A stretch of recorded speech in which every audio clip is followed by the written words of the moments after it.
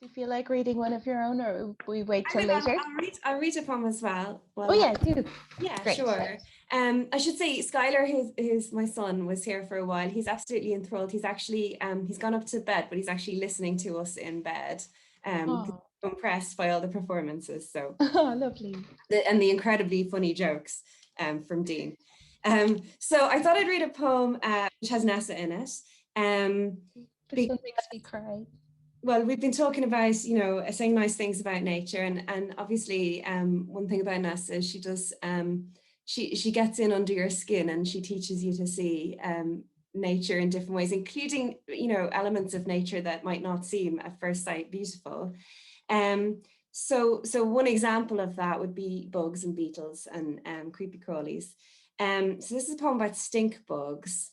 And so I lived in America for a few years, for 6 years. And I lived in a town called South Bend in Indiana, which is a kind of post-industrial city, a kind of Rust Belt city.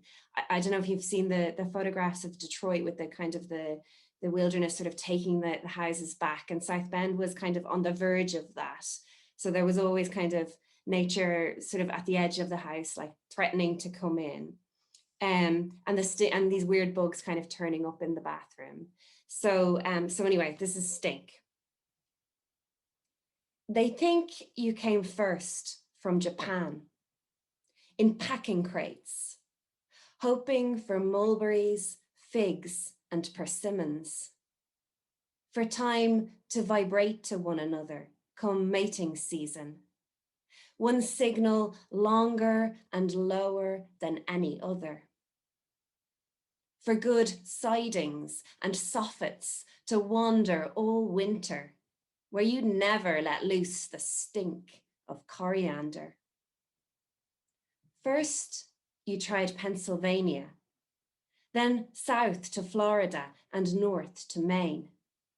You hitched your rides across America, dodged jumping spiders and katydids with eyes for your eggs, met crickets, ground beetles, and earwigs keen to make you dinner, learned to prosper on lima beans, soya beans, peaches, and peppers.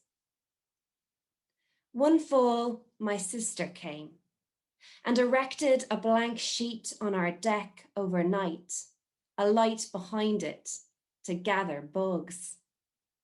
Who was she searching for? Not you, hibernating in here with us, as though here was where you'd been headed for. Until the day we turned up the heat, making you crazy, blowing your cover. If you were me, you went out still dreaming of the words you'd heard along the road, but never hitched to meaning. Asian pear and flowering dogwood, corn and cherry and apricot tree. Thank you. Thank you. And it did nearly make me cry. Good face.